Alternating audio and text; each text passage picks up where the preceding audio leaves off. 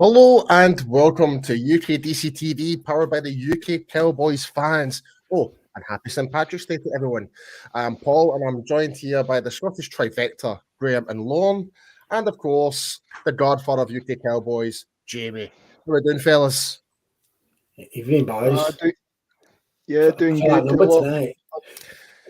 It's been a very interesting week within Cowboys Nation. There's been a lot of roller coaster rides so far. I mean, we can roll through it all. There's the whole Von Miller situation, Randy Gregory. There's now news of Zadarius Smith not signed with Baltimore. He's now talking with the Cowboys. Yeah, I mean, it's just crazy, isn't it? Yeah, it just goes to show that until the pen is dry on the paper, anything can happen. And make sure it's not done in invisible ink as well. Exactly, but yeah. So let's just crack down into the news and updates right now. But just to let everyone know, this episode we're going to be doing our first round mock draft. So just to explain how this is going to work. So Graham is going to be first selection, number 5, every 4 increments up within the draft. And there's no trades, just let that be known. I am second, then it's going to be Lorne, then finally Jamie. Am I correct? And that's the order? No. No, I'm last. Oh, you're last. I'm fourth. So it's Jamie first. Sorry. Right. Yeah. Thanks for correcting. So Jamie, myself, Laura, then Graham. So we all run it by one every 4 chances. And when it comes to the Cowboys pick, and I think Graham, you're the one who's be picking that. So we're gonna have. So before you make that pick, we want to kind of maybe have a wee discussion where your thought process is going to be behind that. So you okay with that? I've promised I'm not going to force a guard if there isn't one there. Right. Okay. Fair enough. Okay. So that's what you're doing. Wait, punter. Right. So right. So first things first, we'll get into the news and updates.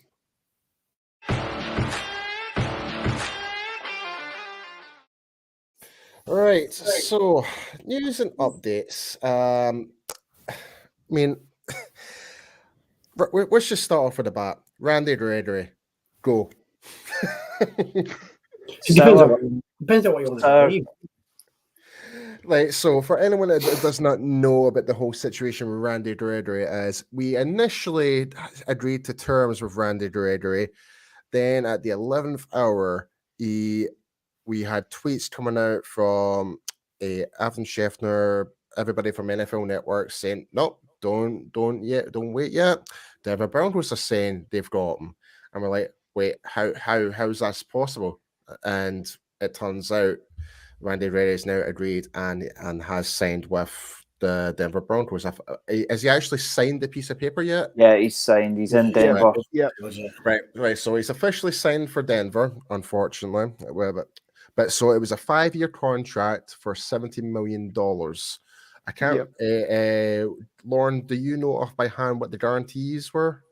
I'll Google it quickly, or I'll go to over the cam and have a quick look. Okay, but it wasn't costly. I mean, it was going to work out about 13,000 a year. 13 mil a year. 13,000. I would have taken that in a heartbeat. I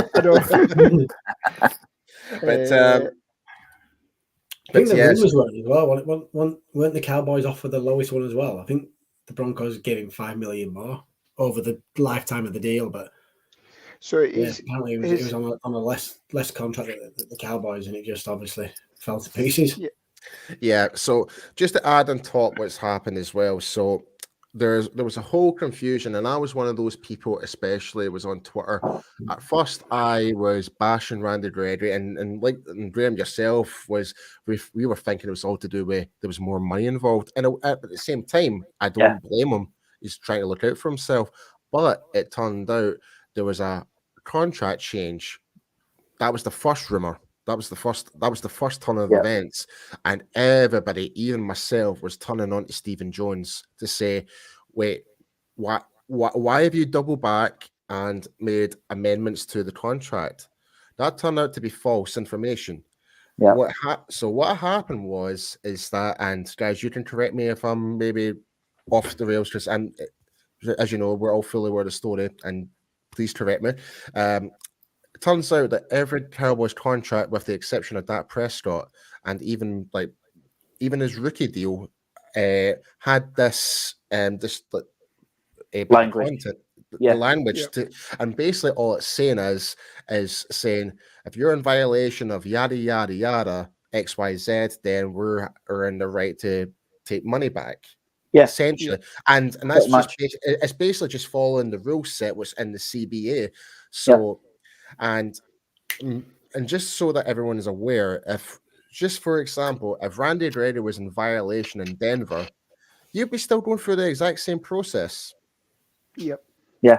It's just because the only thing different is the Cowboys have actually stated to say, if you do violate, this will happen. It's just basically but Denver, for whatever reason, just don't put that copy in there. But the thing is, though, if he was to get a violation, he will get fined the exact same way he would have done in Dallas. Yep. I think there's a couple of other things to add to this as well. Is one of the things is, by all accounts, Randy was ready to go to Denver anyway. Jerry came on the phone and spent at least half an hour on the phone to Randy, selling him on the hard pitch to stay with the Cowboys. Yeah. Now, obviously, Randy has decided that, Denver was where he wanted to go, full stop, because if Jerry's got to spend half an hour pitching to it, and yes, Jerry can sell ice to the Eskimos, but if he's going to spend half an hour pitching to Randy Gregory, the guy's obviously wanting the way. Yeah. Whether it's the fact that marijuana is legal up in Denver, in Colorado, I don't know, and I don't want to speculate on that. But no. Yeah, you don't want to speculate on that as well. And also, there is the NFL rule change when it comes to the drug policy now. They're being less heavy on that area as well. But where it could be is, the police could bust him in Texas with an amount of marijuana, and that's a violation of the personal conduct policy. Yeah. They're not going to bust him up in Colorado, so there's a bit of freedom there. For me personally, I hope that is not actually the case, because I think Randy is still he's a good guy. He's a very intelligent. He is a really intelligent individual. Like, we talk about his college accolades and stuff like that, about his scores and when he was in college and stuff like that. Like, he's not a stupid kid at all. No. Well, when I say kid, he's 29 years old. He'll be 30 in November. So, but at the same time, I will say this: there is still blame on Stephen and Jerry for not getting this done sooner. I will say that. I don't know. I want to know what you guys think about this, but I do feel it's just a big slap in the face from Randy's side, but also just a lot of very unprepared to do, like, take action when they should have. So, like, we as you guys know, from week 1 to week 4, how many times did we say get Randy Gregory signed up before it's too late? We're going to lose him. And we said that all year long, pretty much every post game show. It seems to be the front office's kind of mantra now, doesn't it? That take it back as far as Dak's deal. Could have got Dak done well before the end of the season that he signed. Signed his deal and ended up costing himself probably another 10, 15, 20 million on top of the contract. It's ridiculous. It's just Yeah. It's a shame that Randy's gone because that's actually a good point that Stevie Lad 85 just mentioned there. So thanks for the comment, Stevie. That could be it. Denver were committed to having Brady in their team, whereas, like you just said there, Lauren, Jerry had to phone him up in the 11th hour to kind of reconvince him to come back. That doesn't really sound as though that Dallas was committed to signing him. Like, you know what I mean? Like originally from the original point. So it's bad. It's bad all round. It's bad. It's for me. It's sour grapes from Gregory. When you consider the years that we stuck by him, he hasn't gone for $10 to $15 million more than the Cowboys were offering. It was pretty much the same money. The Cowboys knew his contract was coming to an end. They could have extended him at any time. You could argue that they were waiting to see the DeMarcus Lawrence situation play out, but they could have extended Lawrence at any time as well. They knew exactly what Lawrence's cap number was going to be, so they could have addressed that at any time. I get this whole not wanting to talk about it during the season, but that's what agents are for. I don't buy the whole I'm not going to talk about my contract until the end of the season. I don't get that. That doesn't fly with me. I think the agents they have to work for them. There is one thing to counter with that, is that at the same time we're telling Jerry to sign him early to get a better deal, Randy's agents will be saying, no, you play your ass off and you'll get a bigger deal when you hit free agency. So, you know, for Jerry would still have to pay over the nose to get Randy Gregory signed. And, you know, if he suddenly goes down, you sign him week 5, week 6, he goes down with a career-ending injury or something like that, then, you know, maybe you end up looking like a bit of a fool, or he gets busted again as soon as. Now, one of the other things that I heard on one of the podcasts yesterday, the whole thing with this, the wording of the contract is it's included in any contract where there's guaranteed money. Now, the extensions that it would have been in his initial rookie contract, but the 2 extensions that we signed him to while he's been doing these suspensions, there's been no guaranteed money involved there. It's maybe not been in there. So there may be, again, this is coming to light. Yeah. So here's a follow-up question in regards to that, Lauren. So do you feel as though it's a lack of what's the right word for that? Research by the agent to know the difference between all the contracts he signed for his client? Because surely he would have had access to every single contract he had. I think he would know. I think he, you know, the fact is, and I think Jane Slater phoned around numerous Cowboys players and said, you know, they all said pretty much to a man, they all said, yeah, it's in my contract, this wording. Mm-hmm. So, and you know, as it's come to light, the agent for Randy Gregory is also the agent for Lyle Collins. And Lyle Collins, because he got the 5-game suspension last year, mm-hmm. And we'll move on to this because obviously there's breaking news about Lyle Collins. But if he was still on the roster, I think it's the 20th of March. If he was still on the roster, 8.6 million of his 15 million cap hit became guaranteed fully this year. Now, because he was suspended for 5 games last year, that became voidable, and we can now release him. Okay, we're doing it as a post-June 1st, but we could release him and there was no guaranteed money involved. So, you know, the wording's obviously in Lyle Collins' contract. So if he's saying, "Oh, I've never seen this before," then there's an element of Yeah, it's just such a weird scenario. I've never seen anything like it. Like, of all the years we've been looking over this, like, I've never seen anything in regards to like people would step back because of a bit of wording, like in such a quick U-turn, just like that. So, but just to kind of bring up some comments, we did mention, Dak Prescott is not included. Like he is the only exception, and and Austin saying something else has happened to F him off.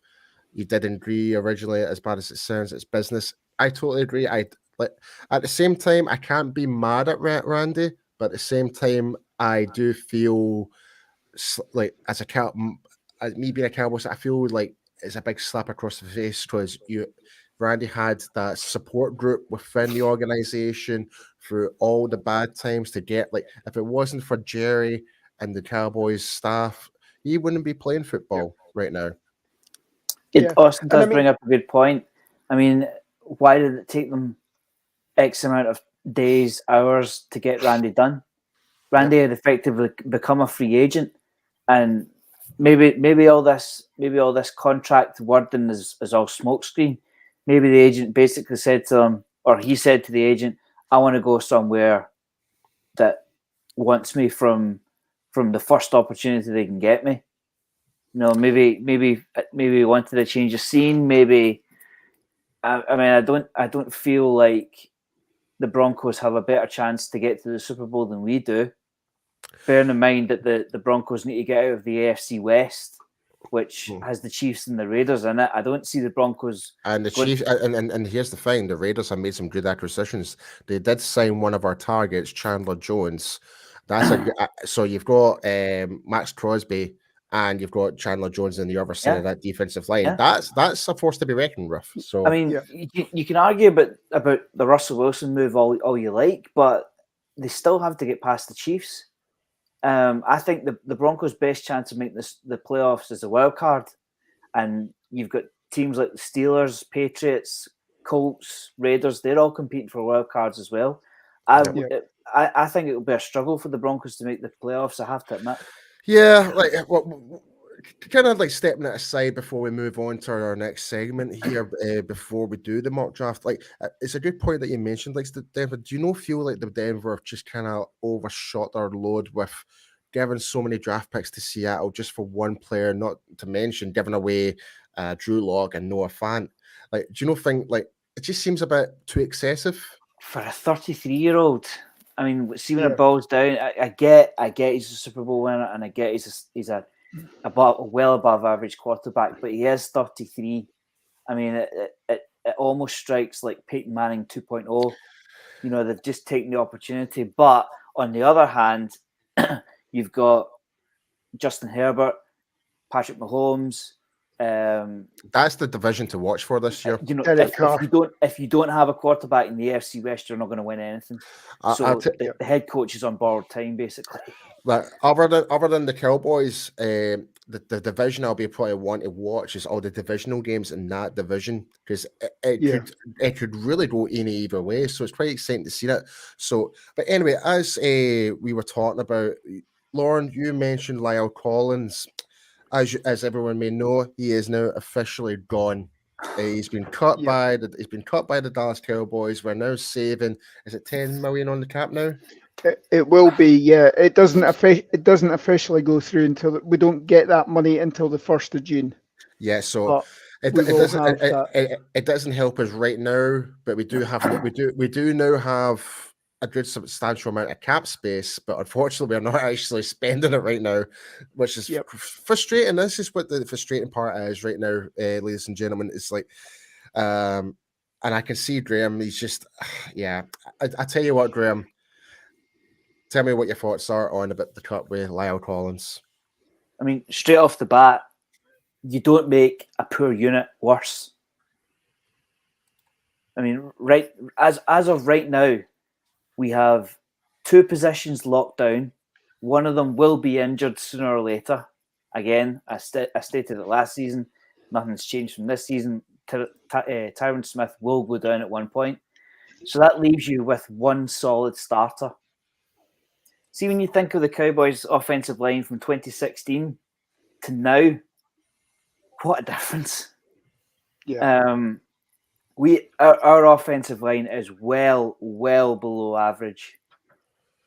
There's no beating about the bush. It's well below average. We know who 2 of the starters are. we've got question at centre, and we've got an improving Terence Steele, but I will call it improving and leaving it at that. And we've got questions, shall we say? Let's be fair to at left guard.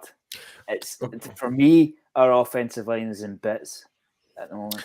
Yeah, I tend to agree. Jamie, tell me what's your thoughts on this? Because obviously, like for me personally, I think like I'm kind of with what Brian was saying on our private group chat. Like I'm kind of like Collins can still do a good job, but I'm still not happy in how he's declined and also screwed himself. Like he's just completely screwed us in those first 5 games. But if it wasn't for that, we wouldn't have Terence Steele playing those 5 games and kind of saying, "Oh, you know what? We're actually not too bad there. Actually, this could be something here." But Jamie, hit me with it. I think Graham hit the nail on the head, didn't he? That how can you make a poor unit even poorer, and just probably just had to. And this is no knock on what he's done for the Cowboys, and you could potentially say he's going to go in the Hall of Fame. But to be honest, the probably the only strength on that offensive line is at guard, at right guard, because you can't. And like I said, this is no knock. You can't trust Tyron Smith to stay healthy for a full season. And yeah, I mean, you can probably, not that you want to play injured player, but you could probably allow or kind of turn a blind eye a little bit if it were the right side. But it's protecting Dak's blind side, and you need him there. Like 18 games this year, and you need him there every single week, every single snap, and we just can't trust him. So it's, and I tweeted out to the draft show guys the other week. Would anybody really be disappointed in the draft if we double dipped first and second round and went tackle, guard, tackle, centre, guard, centre? Maybe. Do you know what I mean? It's just that it needs rebuilding, and like I can't remember what the comment was, but like you say, are we now in a Super Bowl winning position where we thought we were the other? Oh, I say Super Bowl winning. Are we a team that's built to go deep in the playoffs? I don't think we are. This starting to feel like a bit more like a rebuild now. Yeah, I'm still on the fence regards to that. Like, yes, in certain aspect, you could put this down to as a rebuild. I don't know what it is. Like I mentioned, I kind of feel like Lyle Collins has significantly dropped in performance in the past 2 years. I do feel that. I do feel like with the tackles that are in this draft this year, like from the first to the second to the third rounds, I think they can still do a good job. It's deep in it. Like for example, even what's his name, Chris Paul from is it Tulsa? Like that's a guy to watch out for. He's a nasty looking tackle, but I'm just saying as an idea, just as spectating. But I know where I don't know if we're just being too sentimental. The fact that Collins has been there, like he had those solid 3-4 seasons being a Pro Bowl, and we've just kind of hingered onto that. It kind of feels like the same with Tyron Smith. It's like we're hanging on to the edge of them, and it's like just like we want them to be back to that position, but it just doesn't seem to be happening. It's keeping them more for the namesake rather than for what they've done, rather than what they're going to give you now. And like I said, it's hard to imagine this team without Tyron Smith, because eventually it's going to happen to whichever. But like you say, it's more his health, like you say, and then you've got to look at the fact that he's got life after football. Yeah, I mean, it's got to be at some point you've got to sit there and say, do you know what? Actually, this is probably better for you in the long run if you give it up. Yeah, I think the main thing that's annoying me the most is if they want to take a centre, guard, tackle, whatever, that's fine, but let them come in and take Collins' position, not open up the position and throw him in and hope he swims. Do you get what I mean? If he's better than Collins, fine. let Collins sit on the bench and let the rookie play. But see, right now, the rookie starts day one. See, so see, this is where I'm kind of like on the fence with Terrence Steele. I generally feel those 5 games I was like, you know what? Steele's actually doing a great job here. I would actually put him ahead of Collins. We can always argue the fact that we should have shifted Lyle Collins to the left guard position to take Connor Williams out, and that's another thing we can talk about as well. But it's the thing that I'm more annoyed about the whole thing about Lyle Collins is the fact it goes back to the front office. As Stephen Jones announced saying, we're putting him out for trade, and if we don't get a trade, then we're going to release him.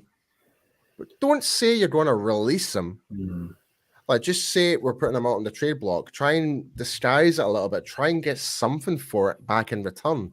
But now it's all gone. It's just like we're going to. He's literally gone now. He's now off to free agency. Anyone can pick him up, and we've saved 10 million in the cap, but we're not getting anything back in terms of trade now. So again, I touched on it the other week when I was on, and this is one of the one things that really frustrates me about the NFL. That they're going to save the cap money, but why negotiate a contract if you're not going to pay that money for this year? Then don't negotiate that contract that it says that you have to pay this money this year. Do you know what I mean? Negotiate a contract that you're willing to pay, and don't have to then miss about and move money back. Like I said, and use avoidable years or flip it over and this and over. It's just ridiculous. I'm a big one for predictions. Lyle Collins will have a $10 million a year deal by the end of the week. So one for you. Teams will. There's an orderly queue formed for Lyle Collins. The comment I just brought up here, Valente, we do need to talk about this. I know it's frustrating, but we do need to cover this just in case people are not fully aware and stuff like that. So I can understand your frustrations, but we do need to talk about what's just happened and try and get a general thought process behind it. But we are going to think about the future. Don't you worry.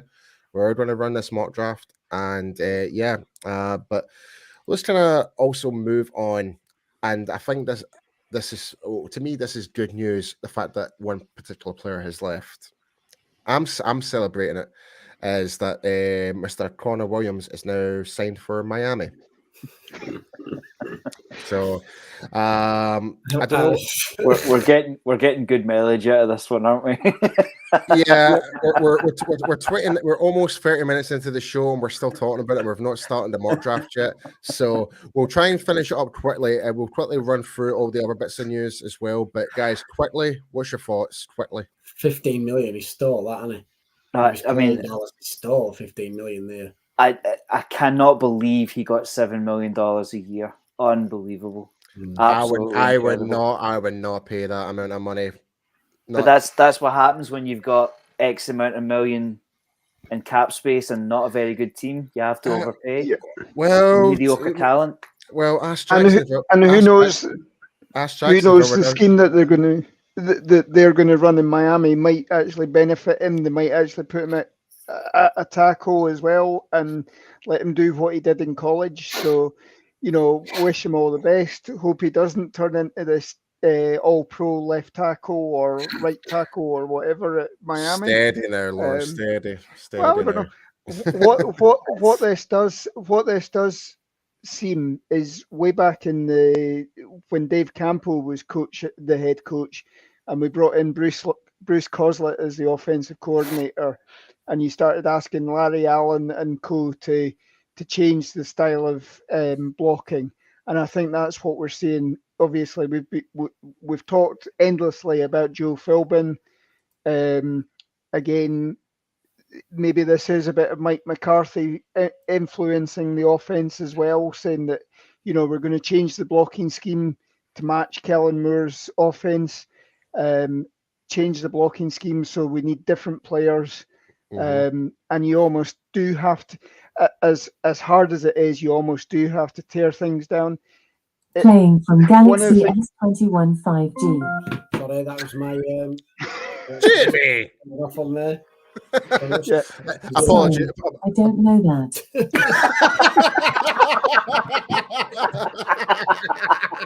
Oh, that is amazing. I hope everyone who just witnessed that. What was that? Was that your That sounded like Alexa. Alexa. We should record that. We should record Alexa, that as a where's drop. my birthday? Oh, fantastic! Sorry, right, so let's just kind of quickly move on because we've got a lot to do for this mock draft right now. So we'll quickly go through the other bits of news as well. So, so it turns out that Zadarius Smith has not signed his agreement to Baltimore, and he is talking to Dallas, as some reports have been saying from Cowboy sources. Quickly, guys, thoughts? Until it's done, let's just not believe exactly anything can happen. It could end up going to the CFL. You never know. I know that's a far-fetched. I think I'm definitely. I don't know about you guys, but I am definitely on that fence now. It's like until the players actually signed for the team, then I'll celebrate, because you can agree to terms with so many teams now. It seems now you can do that, which I never know you could do. But as long as your name's not signed on that piece of paper, it doesn't count. So. Yep. And if we can bring him in, give him number 54 so that I can recycle my Jalen Smith talk. See, I just hope he's over the injury. Yeah, everyone. That's the main concern when it comes to Zadarius is the injury. And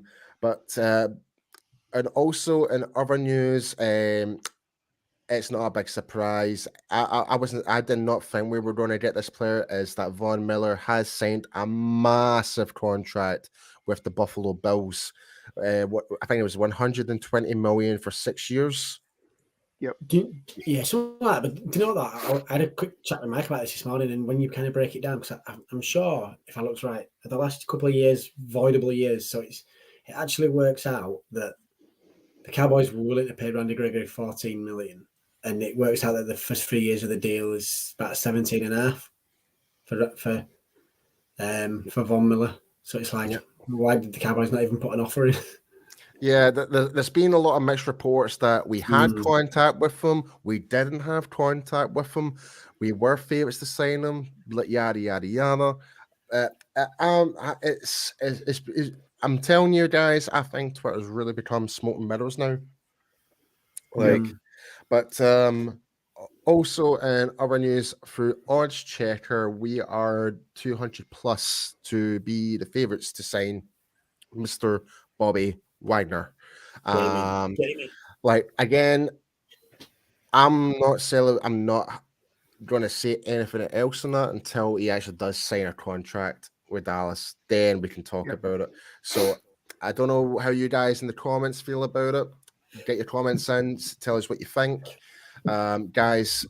It is kind of getting to that stage now. It's like until a player's actually signed the contract, then we can actually start talking about it. Everything else just seems to grow arms and legs. To give you another example, on Tuesday night we said that we'd re-sign Sprinkle. Now things have cooled on that, and it's not actually signed yet, so the deal's not done.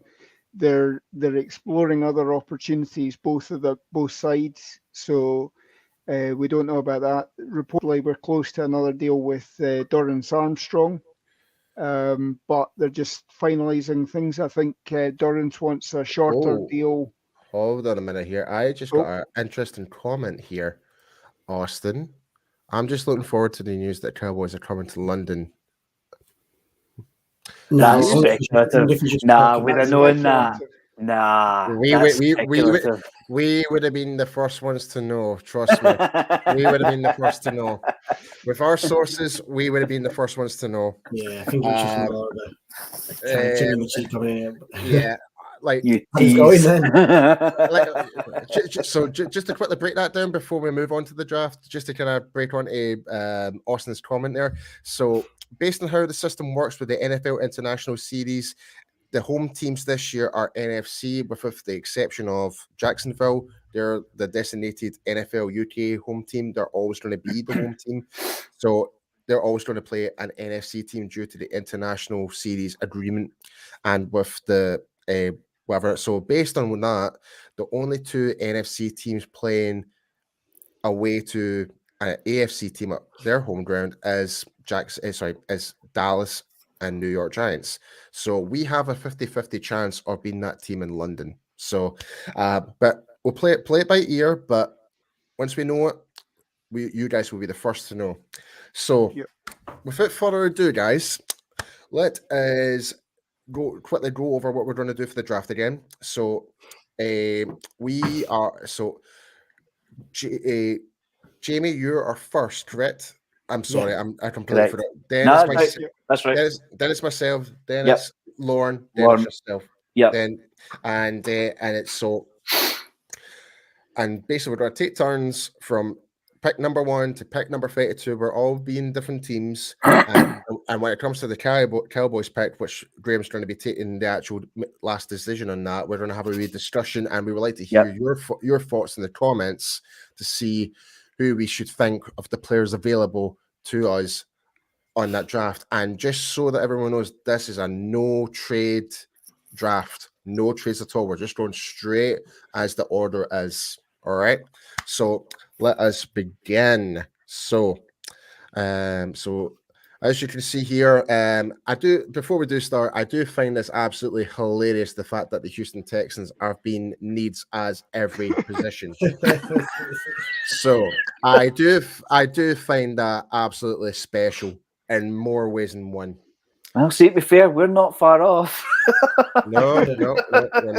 Not right now. Right, so let's get this party started. So let us start the draft, our first ever UK Cowboys mock draft of 2022. Okay, so on the clock, we have Jamie. It's a poison chalice this year. I was talking to Mike the other day, and it's like there's not a slam dunk number 1, is there? So this is like the option. Would be a perfect opportunity to trade back, but I don't think anybody's going to take the number 1, especially because there's no QB worthy of taking number 1. Dogs have made some decent moves in the off season. Remember, no trades.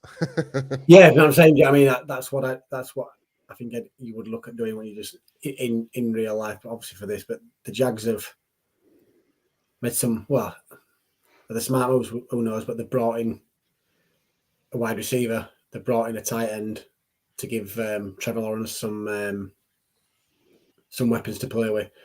They've shown up that offensive line a little bit. They've tagged Cam Robinson. They brought in Sheriff from I'm going to say the Redskins, and from the Commanders. The what? The what? So yeah, so there's Hutchinson there. There's a array of tackles.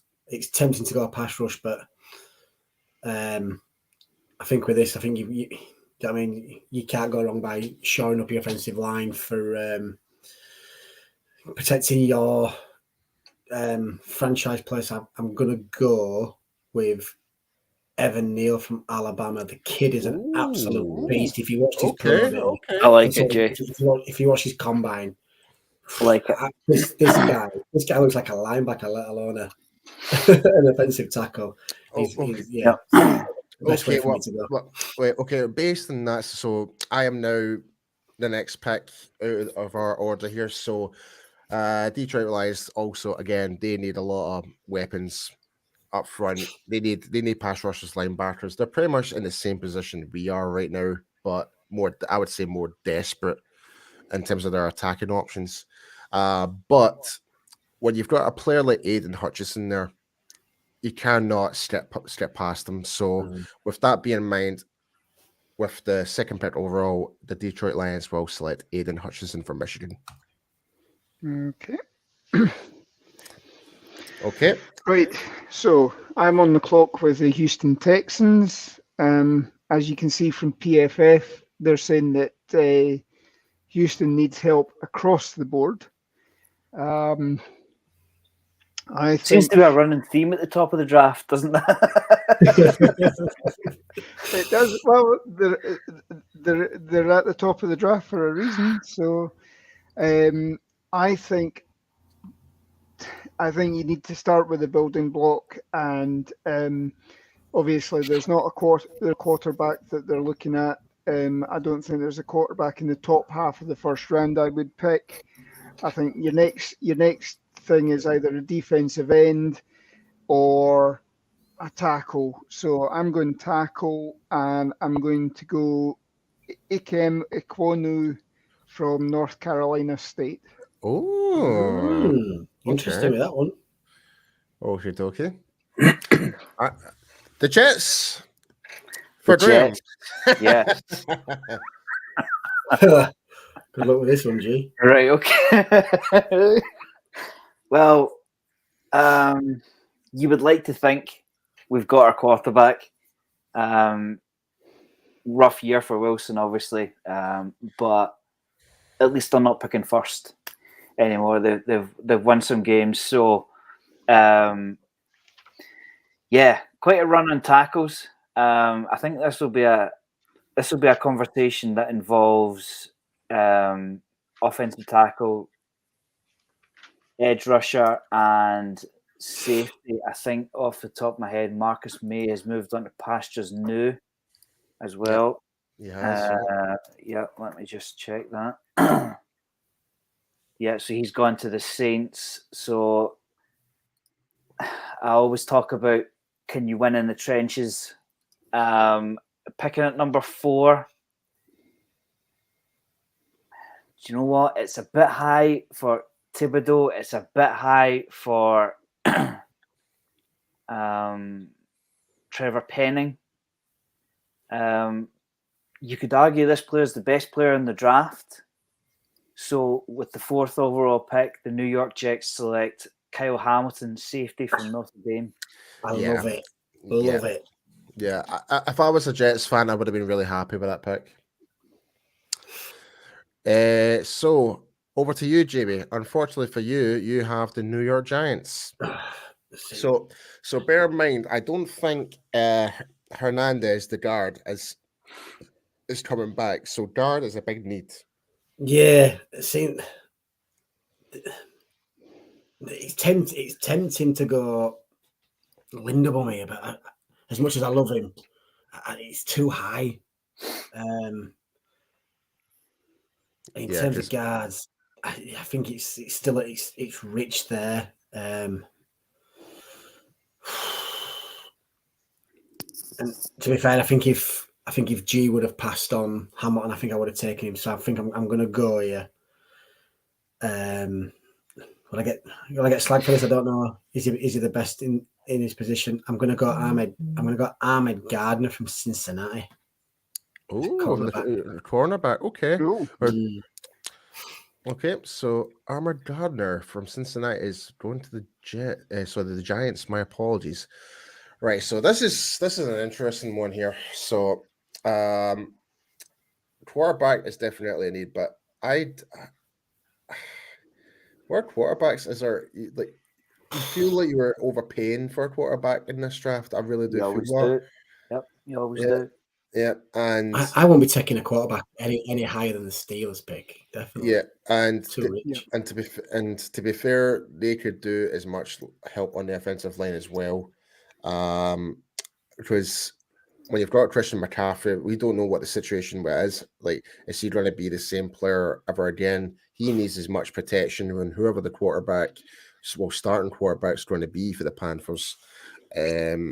Needs as much protection as they want. So I'm swinging to offensive line, and with that, I am going to, with the 6th overall pick, I am going to select Charles Cross from Mississippi State. Oh, right. I've just thrown a wee span in the works there for you, haven't I? You have, because I'm now back on the clock with the Giants. Obviously, they've dealt with cornerback there. Right, so we're still looking at offensive line, we're still looking at edge, and we're still looking at linebacker.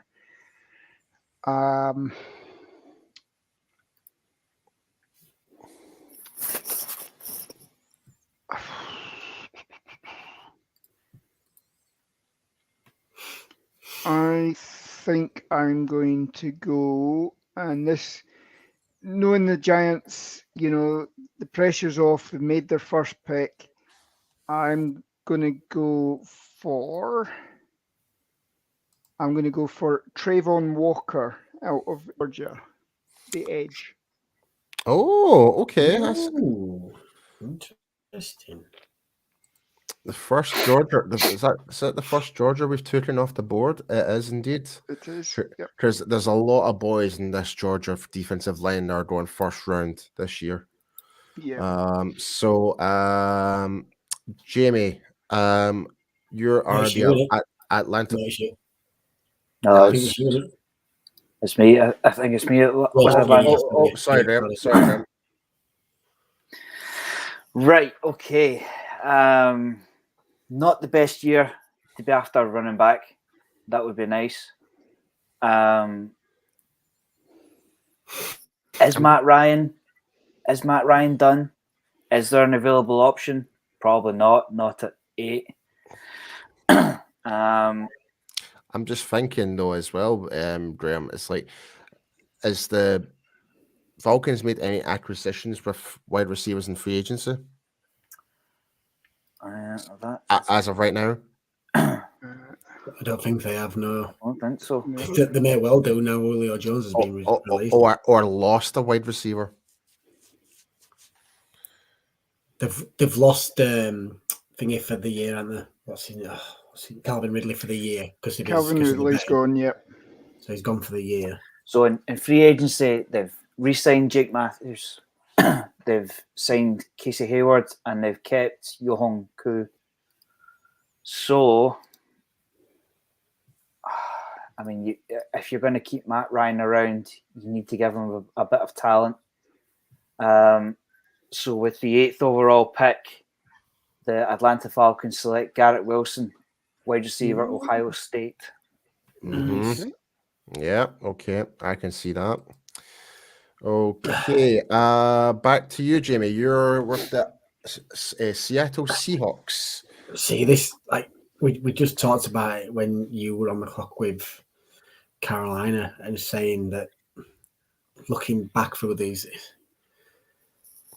a QB over 20 for me is a little bit too rich, but they've just got rid of the franchise quarterbacks. And like you say, you can't really win without one, can you? And it's just the Seahawks going to get back in and get them fall lucky late on. I don't know. So I'm going to bite the bullet in with the 9th overall pick. Although I think it's a bit of a reach, I'm going to go with quarterback Sam Howell from North Carolina. Oh, the first QB off the board. Oh, it's a reach, but they need the QB. Wow. Okay, I was not expecting that one. Okay. But you know, Jay, that's what happens every single year. They're always reach for, because see, if you've not got one, you're not winning anything. Yep. Personally, I do think they're gonna try maybe get a Mayfield or even a Matt Ryan if Matt Ryan comes available. But like you say, we don't know, and there's no trades. Yeah. So we'll go away. Yeah. Just bear in mind that, like you said, everyone, we're doing no trades in this mock draft here. We're just basically going based what we've got available, and we're just kind of trying to assess the teams what their needs are as well.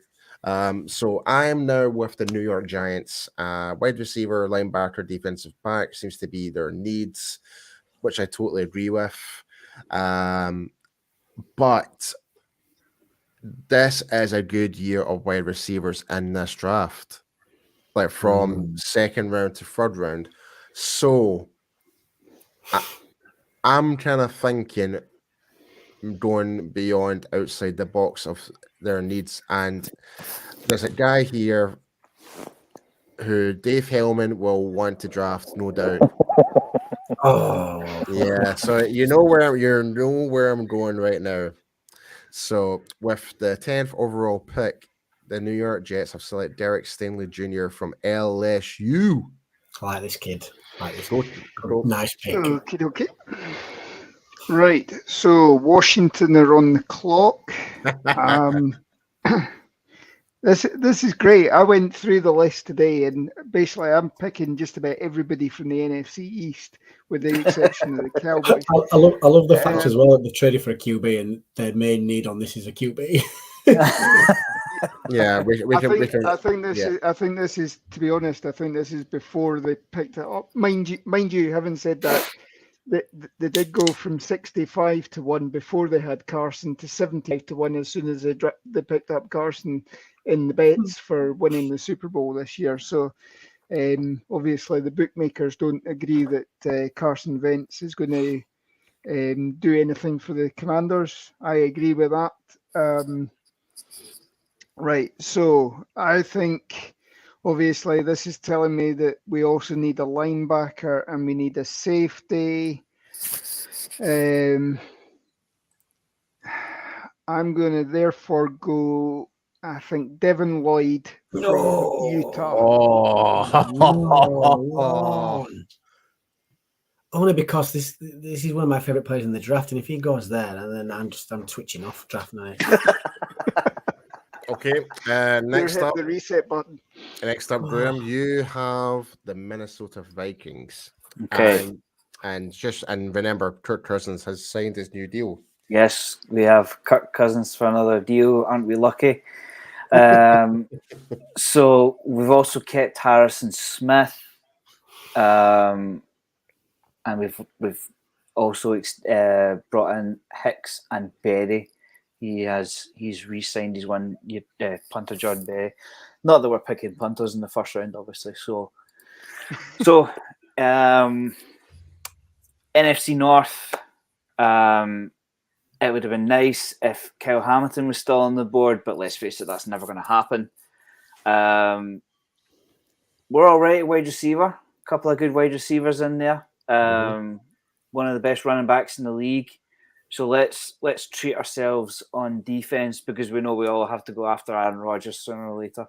So with the 12th pick in the NFL draft, the Minnesota Vikings select Kayvon Thibodeau, edge rusher from Oregon.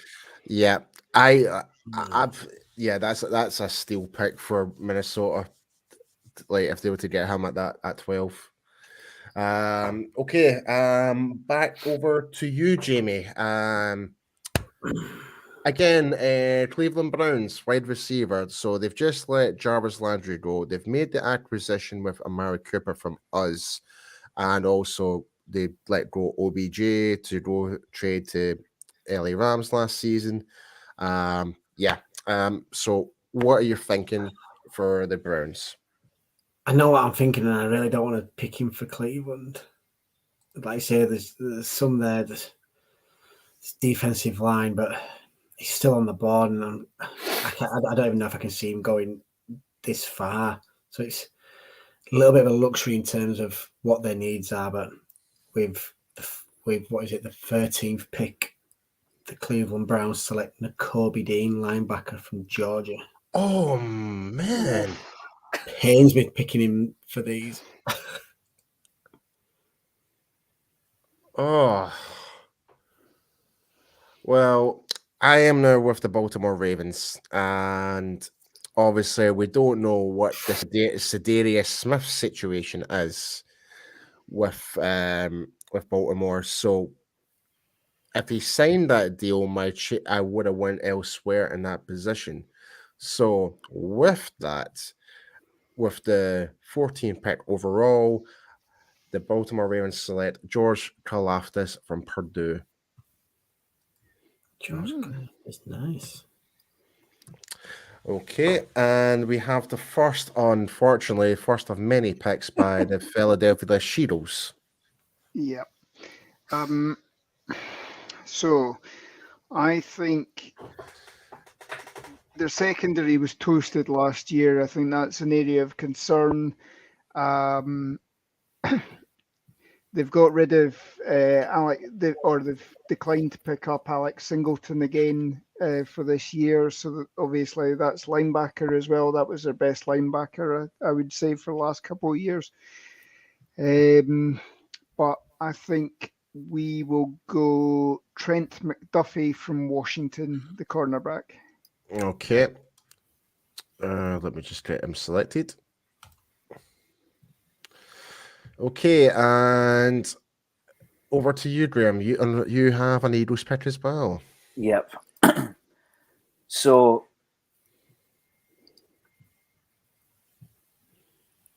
the best way to beat the Cowboys. I can't believe I'm about to say this. This is it's unhealthy for me. The best way to beat the Cowboys is to outscore them. Now, Lauren is absolutely right. They did get toasted on D, but if we're gonna roll with Jalen Hurts, let's get him a little bit of help. Again, not the year to be picking at running back. We've got our tight end in Dallas Goedert. Let me just double check this. Yeah. Right, okay. You got your decision? Yeah. I just want to make sure. Right, okay. But the sixth, I mean, this is going to sting. If this happens, this is going to sting. Be ready for this, Cowboys Nation. Okay. With the 16th pick in the NFL draft, the Philadelphia Eagles select Drake London, wide receiver, USC. Oh, Now you put him opposite. Where is he? Right, you put him opposite Smith, okay. and you're in trouble. Okay, Jamie. Back over to you with the Los Angeles Chargers. So that in mind, Mike Williams has signed his new deal. They made acquisitions for Khalil Mack, and they've got they've had a busy off like season. corner as well, didn't they? They took the corner from the Patriots as well, didn't they? So they're all in on this. This is an interesting one. Like I say, they're strong across the park, but it's heads or tails on this. It's either or. So I'm gonna go Jordan Davis, defensive line from Georgia. Oh, you son of a! It was him or Wyatt. I couldn't. And yeah, I'll be perfectly honest. I'll be perfectly honest. I do prefer Davis over Wyatt. I do prefer Davis, but everyone has their own reasons why. But yeah, it's still a great pick. So we have our first defensive interior tackle off the board, 1 out of 2 from Georgia, and it's now back over to myself with the New Orleans Saints. And yeah, there's quite a fair bit of need in the Saints, needless to say. We don't know. I mean, you could say quarterback is a need, but I think they will stick with, like so James Winston, Taysom Hill. I think they will stick with it too. I think, but unless I don't know who is the new head coach. Do we know? I can't remember his name now. If he has it, I don't know what his thought process is, but I can't see. Well, they're one of the guys that are in talks for Deshaun Watson as well. So are they right? Okay, well that changes my viewpoint on that, because I was thinking about Malik Willis from Liberty at one point, being like number 18. But with that being said, when you've got Jameson Williams on the board there as well, and there's a few decent tackles there as well. So, but with that, with the 18th pick overall, the New Orleans Saints select Jameson Williams from Alabama. That's a good pick as well, I'd say, because they've got some decent wideouts. So even though he's coming back from injury, you don't have to rush him back, and you can look towards the end of the year, maybe the start of the year after, can't you, with that? Yeah, as well. And Lauren, I'm not, and I hope this is not the case, and I don't want to put any influence, but but Joe did make a comment, and we did say this earlier, that Fletcher Cox did get released today. And I'm actually just this was my thinking just before Joe posted that up as well. I think I'm going for the other Georgia defensive tackle, and I'm going Devontae Wyatt. Unfortunately, I have to agree with you. Like when he's there in the board like that, and with the loss of Flores, I find the Eagles had no choice but to go for him. So it's a great pickup at number 19. Okay. Graham, Pittsburgh Steelers. Please don't do it. Please don't do what I think you're gonna do. Let him fall. Let him keep falling.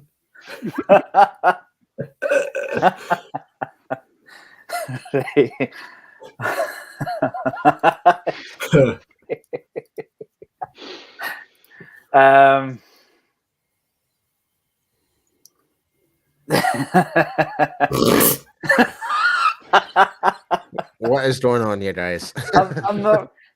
See, I don't want to. Like, I don't want to do what he wants me to do, but I don't want to do like what he thinks I'm going to do because like I don't want him to influence. Speak some sense, man. Speak some sense. He's not going to be on the phone. Like, anyway, Mitchell Trubisky. Nah, maybe. I don't know.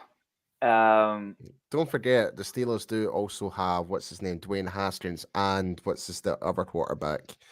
It did replace Ben Roethlisberger for a few games. Mason Rudolph. Yeah. So they do have a trio of quarterbacks there in their disposal. Whether they're going to maybe have a year just to kind of like flunk it, we don't know. But I'm just kind of. I always think there's a need. There's a need on the interior. There's a need on the outside, but there's also a need at quarterback. Wouldn't it just be written in the stars? This isn't the pick, but wouldn't it just be written in the stars if they ended up with Kenny Pickett out of Pittsburgh? I'm not going to make that pick. I think it's way too high. I'm not going to get sucked in and taking quarterbacks too early. I mean, we all know where I want the Cowboys to go, but if we're going to do this properly, with the 20th pick in the NFL draft, the Pittsburgh Steelers select Kenyon Green, guard, Texas A&M. Right, where is he? Kenyon Green, where are you? Where are you? If this happens in real life, I'm now the Cowboys. I'm on the phone to New England, and I'm trading up. Okay. It didn't do what I thought it was going to do. Now, if in real life, if that happens, and I'm on the phone, that's the Cowboys. I'm on the phone to 21, and I'm trading up because I didn't think you were going to go that way, G. I thought you were going to go on defensive line, but I thought you were going to go different. Nah, I think you lay the foundations before you fit the roof, and I think bringing in Green and solidifying the offensive line is the first step, rather than throwing somebody like a Kenny Pickett in there to get killed. Well, there's breaking news from Joe. Yeah, we've got Dorrance Armstrong. Listen, if he can replicate what he did last season, I'm all for it. We don't know what the contract. Do we know what the contract details are yet? Let me just. I'll have a quick check. Okay, so but it's back over to you, Jamie. You're now with the New England Patriots. Yeah, you know this is tempting to go corner just for the fact that they lost their best corner to the Chargers, but you've also got a very young quarterback who played at a decent level last year. So why not keep going? According to Todd Archer, it's a 2-year deal, $13 million. Okay, so not too bad. So $6.5 million per year, like on average. So that's actually not a bad deal. Okay, I can live with that. I'm actually quite happy about that. All right. Okay. Sorry, Jamie. No, you were saying you got a young wide receiver who played to a decent level last year. Why not help build him and give him some options? So with the 21st pick, the New England Patriots select Chris Olave, wide receiver from Ohio State. Chris Olave from Ohio Olave, that's it. Apologies, mispronounced. Okay, right. This is an interesting one. With all the tackles and like offensive linemen there, and they are in a big need, right? But with the defensive line, you've just made the acquisition of Chandler Jones, and you do have Max Crosby on your roster as well. I'm going to do some of the Raiders would actually do.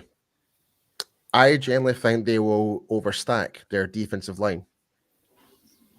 To be fair, as well, they did lose someone with it yesterday. They released exactly, and what more to do when you've got two players like Max Crosby and Chandler Jones to learn from, and he's from our neck of the woods. He's from Scotland, with the 22nd pick overall. The Las Vegas Raiders select David Ojabo from Michigan. It's a nice pick.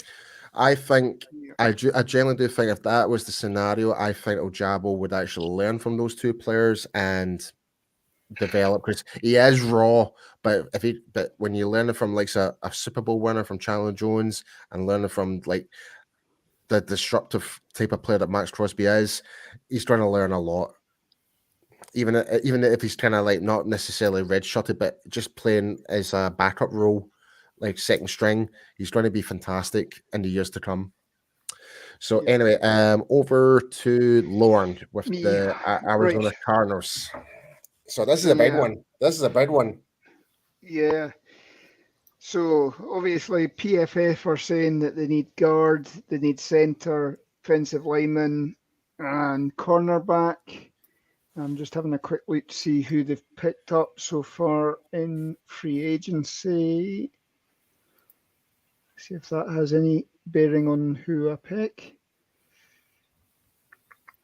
See, I actually quite like the DJ Dogs. I think they are going to go center, and I'm going to take the top center on the board, which is obviously Linderbaum. Yep, so 23rd pick overall, Tyler Linderbaum from Ohio goes to Arizona. You know, if that happened on draft night, it would feel a lot like what was his name now? The safety, Derwin James, when he went the pick before us. That was what it would feel like this year if that happened. Right. Okay, guys. So here's so we're here to help you with this one, Graham. We're going to help you. So my thought process is, yes, we've just let Lyle Collins go. Tackle is a need now, but I still think guard is in more desperate need still. And there is a guard there available in Zion Johnson, which I think would be a great fit for the team. But I don't know how you guys see that as well. I would love it. One of my favorite players in the draft is Ibikete from Penn State, but I think that's probably a little bit too rich. I would personally, I'd go Rahman here. Best tackle left on the board. Bernhard Ramanin? That's who I would go for, yeah. I'd love a BK, but that's too rich. And yeah, I mean, I would go the tackle. You've also got Penning on the board there as well. Trevor, by all means, all these guys are like they'll be starters for teams, but I do think guard is especially when we're playing the run game. Yeah, like guard is more important for the run game than it is for tackle. What's everybody at home think? So Valente thinks we should go for Penning. DJ Dog says Zion or Tyler Smith for me. We do need linemen. Agreed. Stevie Ladd 85. I would go for Ryman. And Tyler Smith as a physical feed. DJ Dog just made a second comment about that. And again, Valente stating his love for Trevor Penning. We're all on the same line, aren't we? It's got to be that line. Either way, we have to pick offensive linemen. Let's just be honest. It has to be offensive linemen if we're in this situation. It has to be. There's no mistake. Either guard or tackle. Either way, I'll be happy if it's one of those two positions, because we do have a good list of candidates to bring in. I think Wait. I know you've raved about it a bit, but is 24 a little bit too rich for Tyler Smith? Just with what's on the board. Not disputing he's not a good player. I can't help. That's a bit too rich. I can't help notice Jermaine Johnson's still there. Jermaine Johnson, with the loss of Randy Gregory. Ooh. Oh no, Graham! Don't do this to me. No, we're just discussing.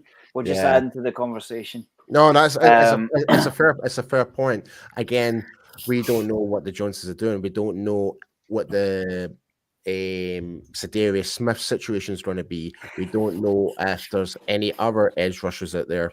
Example, like we just don't know. But based on what we have right now, it could be D-line. I'd be surprised if it was, but I think it is leaning more towards offensive line if that's the board we're given with. Yeah. I mean, to go another,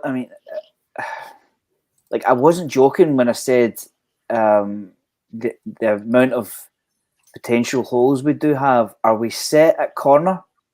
Are we set with Brown, Diggs, and another? I think there's Andrew Booth sitting there. Maybe I think we can. I think we can probably get a nice second round corner, possibly. Yeah. Right. Okay. Let's start narrowing down. I see a lot of comments for Penning. Mm-hmm. But my one concern with Penning is that he's a tackle. We've got Smith and we've got Steele. We don't have a left guard, in my opinion. If you're going to go with Conor McGovern, then we're talking about the 2021 season all over again. I get Penning might be the better player, but can he play on the interior? I don't know. I don't know if he can. I think he is purely designed to be a tackle. I think. Yep. Brian, I see your comment that Penning's a steal here, but does he start? Does Penning start in the Cowboys 5?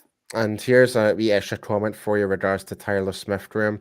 In this scenario, I do agree picking O-line. Tyler Smith is a riser on the draft boards, fair point, but 6'6" at 320 pounds and athletic, put him in a guard. Will he be there in the second, and then you double dip? Got a tackle and guard. We could see that happen. There is, to be honest, I will say, like, I do have my preference of guard who I would like to get in this draft. As we know, it's Cole Strange from Chattanooga. That's my guy this year. I'm telling you. But then if you're looking at that, then if guard, why not take a punt on Zion Johnson?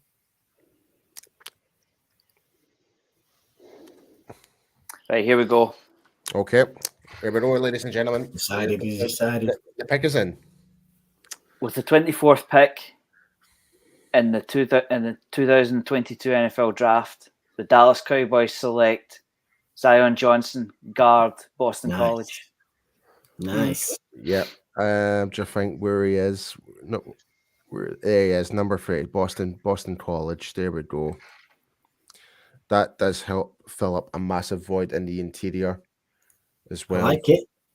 I like it. And just remember, there's some really good tackles in the third and fourth rounds. Like, was it Chris Paul? Is it Chris Paul from Tulsa? He is I really think he will be a really, really good player for whoever he gets drafted. But I would love to see him play for the Cowboys if that's the case. So I just feel you've got your starters at tackle. You don't have your left guard. You really don't. And anybody trying to convince themselves that McGovern is the answer, they need to go and readdress it because it's he's not the answer. Oh dear, Valenti's not happy. But my one proviso with that is, does Penning start? That's a fair point. Does Trevor Penning start over Terence Steele? Do we bring him? And also, what Josh Ball to come back? We don't know what the situation is. He going to be a starter? Is he going to overtake Terence Steele? We just don't know. But there's just so many questions we don't know. But we're just going based on what we do desperately need in this draft. So, with that, we're now pick number 25 with the Buffalo Bills. And it's over to you, Jamie. Yeah, this one's an easy one. I think this is the easiest one I've had so far tonight. Bills don't need a lot of help anywhere, really. So I've got tell me the last time the Cowboys went for need in first. We went for Tackle Charlton. That was a need. And look how that turned out. Zeke. That was a need. Tyron Smith, he was a need. Yeah, like not every draft. It just seems to be in most recent years we've actually went for best player available the past 4 years. Seems to be. Yep. But but anyway, we'll discuss it further later on. We'll review the mock draft as we go along here, ladies and gentlemen. So as we were saying, pick number 25, Buffalo Bills. Jamie, you are on the clock. Yeah, this was probably the easiest pick I've had so far tonight. Bills don't need a lot, to be honest. I've got one of the up and coming and one of the better quarterbacks in the league. So I'm gonna pile him up with another asset. So don't forget Cole Beasley got released today as well. Yeah, true. Yeah, he is that as well. Yeah. So with the 25th pick, the Buffalo Bills go with Treylon Burks from Arkansas.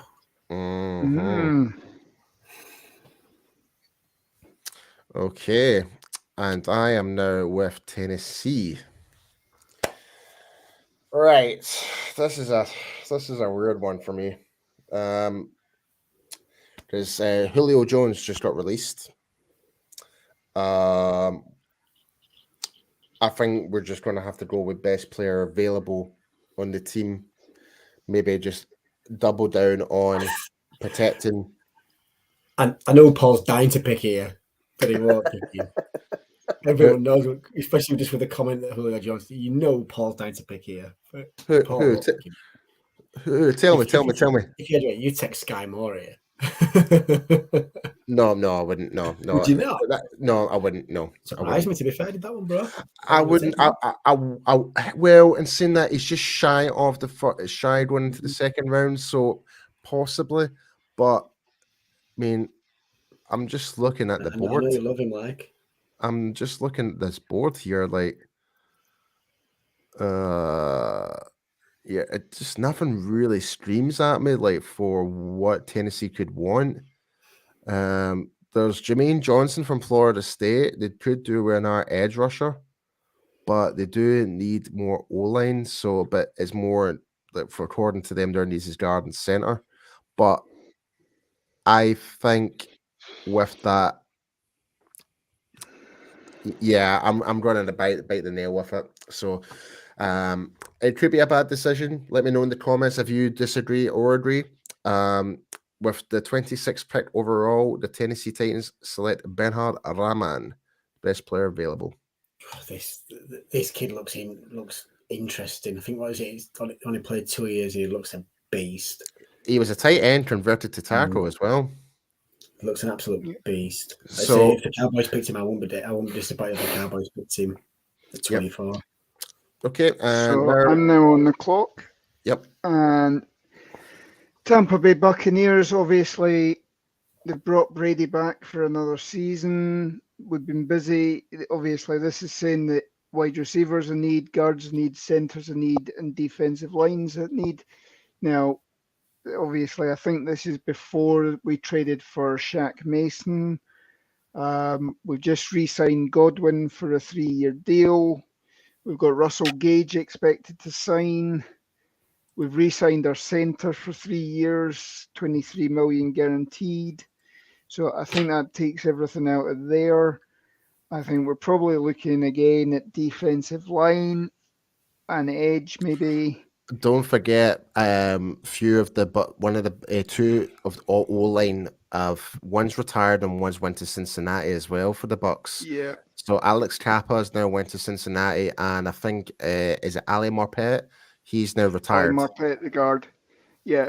So Marpet's the Mason pickup is probably for Marpet. I'll go best player available as well. I think we'll take Penning there. Yeah. Okay, so 27 pick overall, Tampa Bay Buccaneers select Trevor Penning.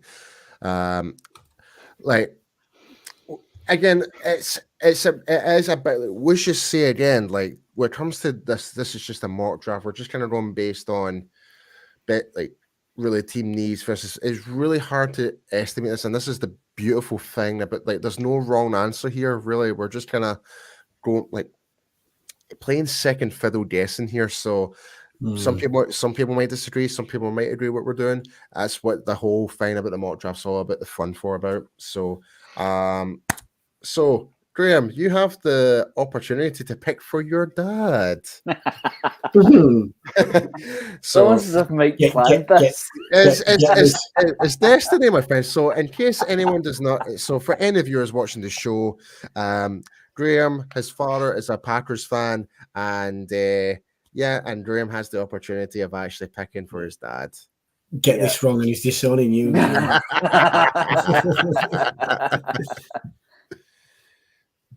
Right, okay. So I'm just going to I'm going to throw a wee spanner in the works for you here, Graham. Bear in mind, and then I don't know, Lauren, you can confirm this for me. Has Devontae Adams signed his actual tender for his franchise tag? No, and he's not going to. He's told them he's not going to play. He wants a long-term deal, or he's not going to play. So there's every possibility he'll sit out this season, if nothing else.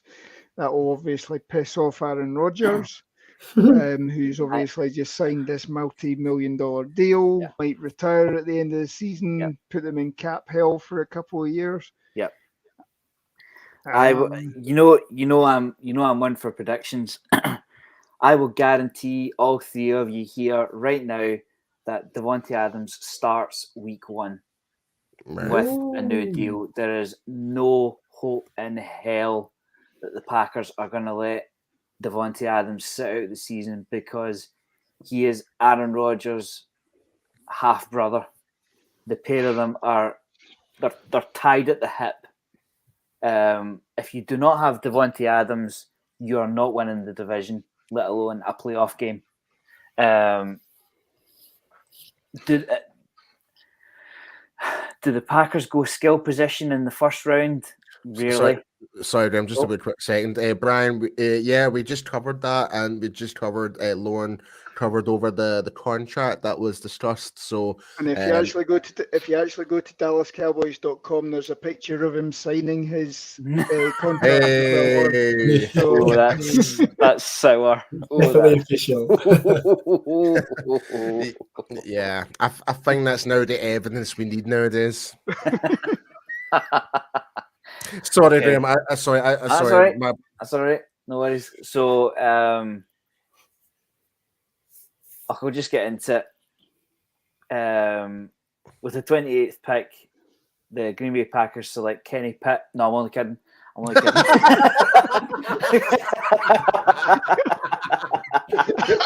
Oh, you sly dog.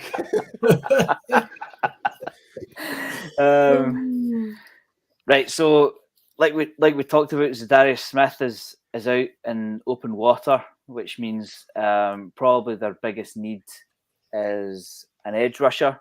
Mm-hmm. The Draft Network have this guy ranked number 8th. Let me just look to see where Daniel Jeremiah has him, for instance. Let's see. Daniel Jeremiah has him 20th overall. It's a value pick, fills a need.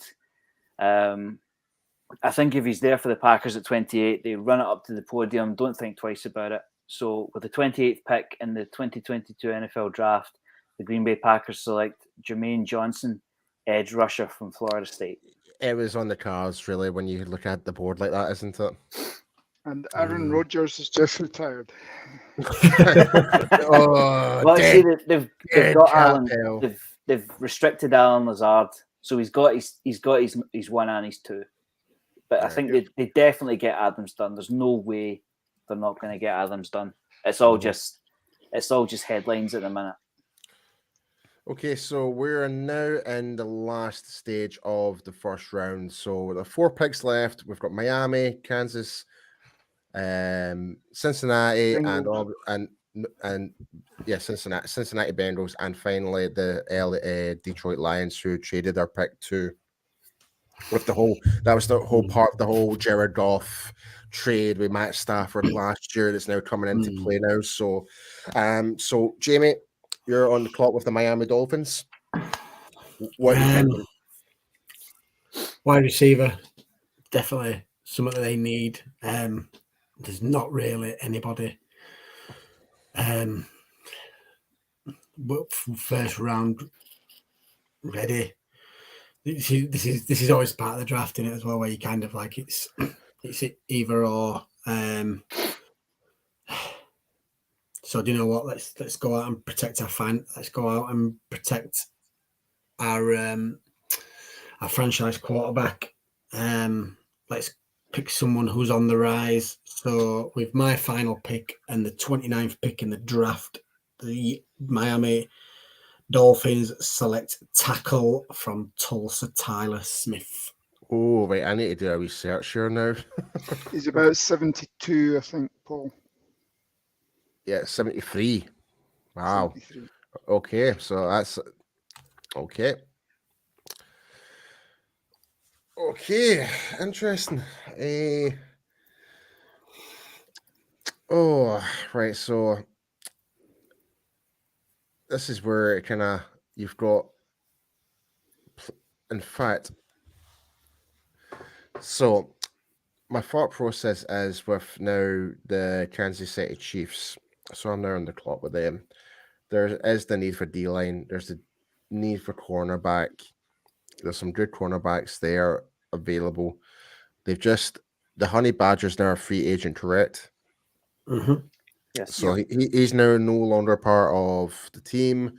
So with that being said, in the mindset of going for cornerback, and I'm just thinking, yeah. So with that, I'm just going for the best player available based on the rankings and stuff like that. So with that being said, with the 30th pick overall, the Kansas City Chiefs select Andrew Booth Jr. from Clemson. Okay. Nice pick, that. Nice little pick. Okay. Right. So that brings me back on with the Bengals. This is obviously telling me that I need offensive line, but we've obviously, in free agency, we've signed Alex Kappa, we've signed Ted Karras as well. They recruited heavy in this offseason. Yep. So I think this allows me to go best player available, I think. I'm just going to be spanner in the works for you here, Lauren. What about the whole Eli Apple situation? Did you find there may be a replacement for him?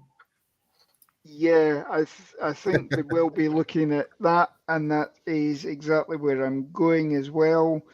I'm going to go with Jalen Petrie, the cornerback from Baylor. Okay, from Baylor. Okay. Oh. And I think, and if not, I could be wrong here, but I'm sure, and although he's down as a corner, a lot of people kind of saying maybe more safety for this kid in the NFL. Yeah. As well. Okay, over to you, Graham. You have the last pick of tonight with the Detroit Lions, and they have several needs as we can see. It's flown by, isn't it? Okay.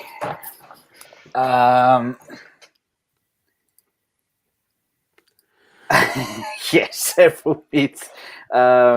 We don't have much in terms of wide receiver talent, but I don't see anybody as a first round caliber.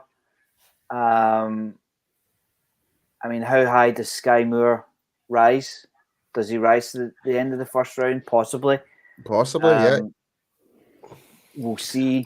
I think when you're talking at this later stage in the first round, you're picking 1-2s, you're picking second rounders. So it's certainly worth a punt here if you're going that way. But they also have Jared Goff. And I'll say it time and time again, if you don't have a quarterback, you don't have a chance. Whatever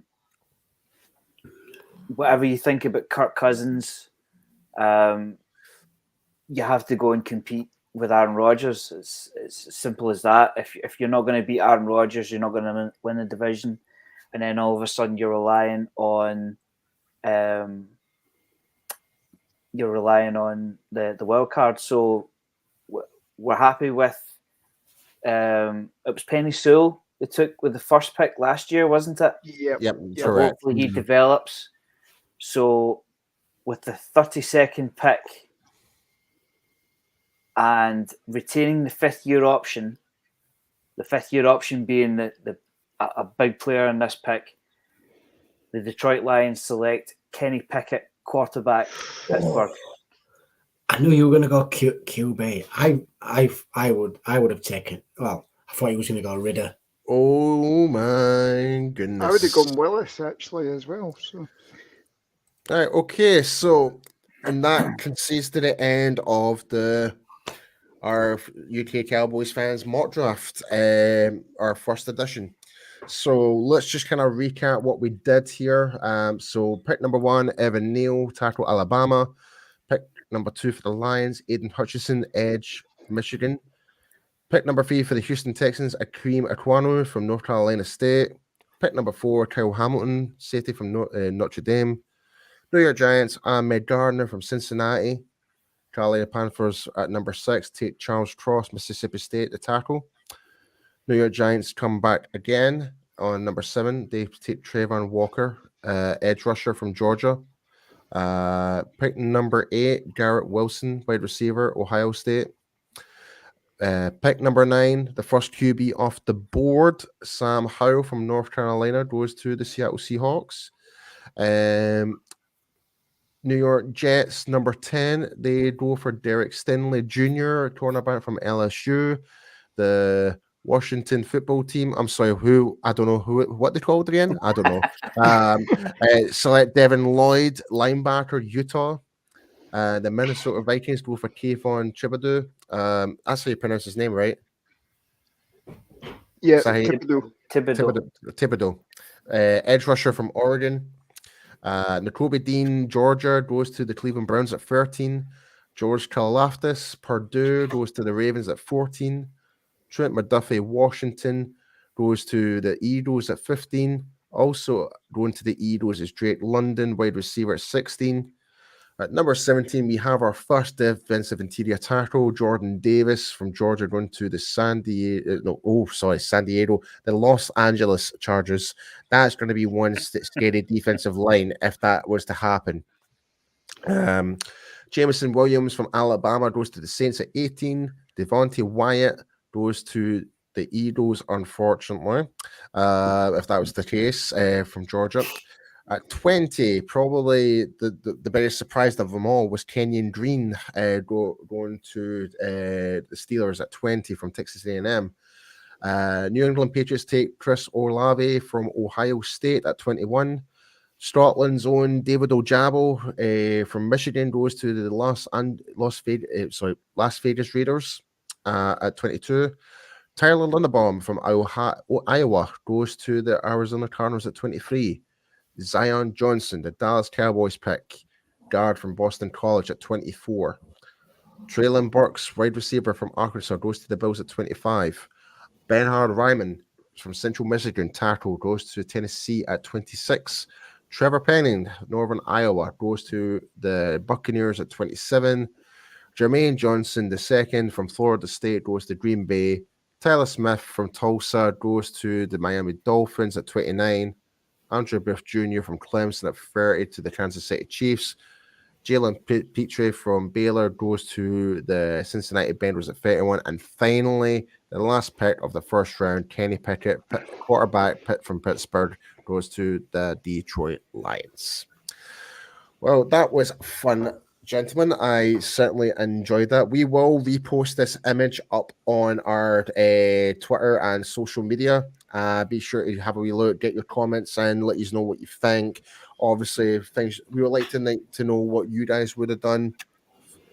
And that we're always open to hear everyone's thoughts and stuff like that. And yeah, so by all means, I hope you enjoyed our first mock draft. We'll probably do another one, and we'll let Mike decide when that the next one's going to come on. But we will be doing a different type of mock draft where we'll be doing just a Cowboys only simulation, full 7-round, all 9 draft picks or potentially more draft picks, depending on how things are going right now with what Cowboys do in this off season. We never know, but we'll be doing that the first day before the draft weekend, so that's what is planned. So, but with that, we'll just start finishing off our. I'm just trying to remember what music he uses.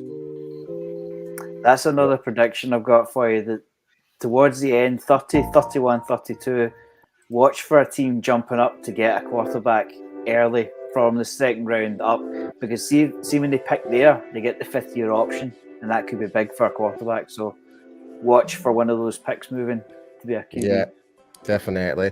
But like I said, so this is now coming up to the end of the show. We hope you enjoyed our first mock round, guys.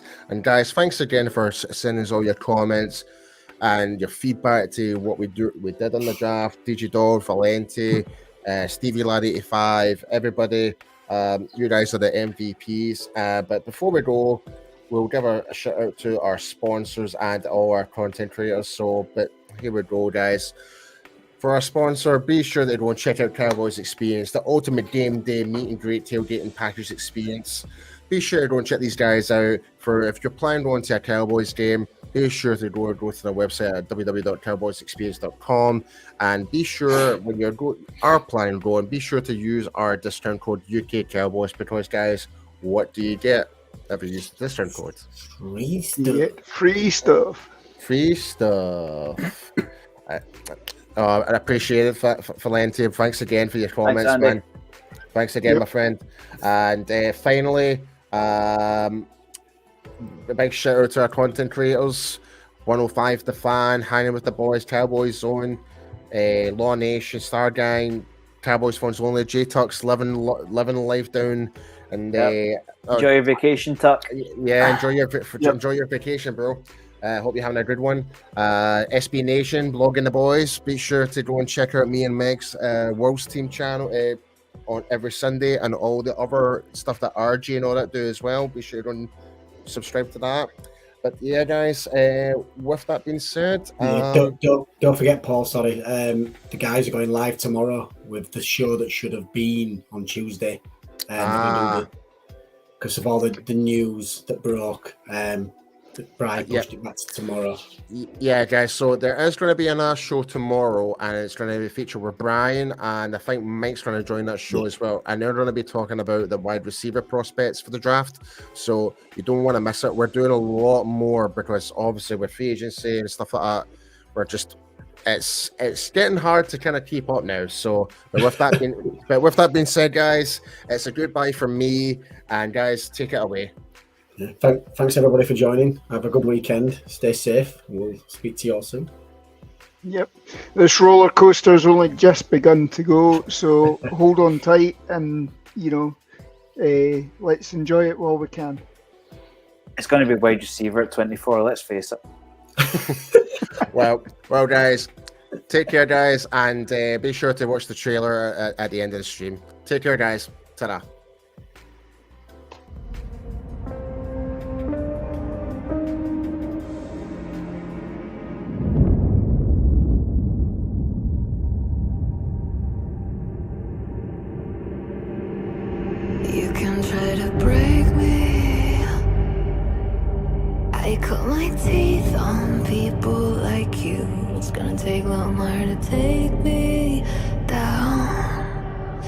step ahead, watch me wear my crown. Don't need a knight to guard the cave, can count the dragons that I've slayed. You can give it all you got, cause love is running through my veins. Oh, this lion can't be tamed, there's fire in my blood.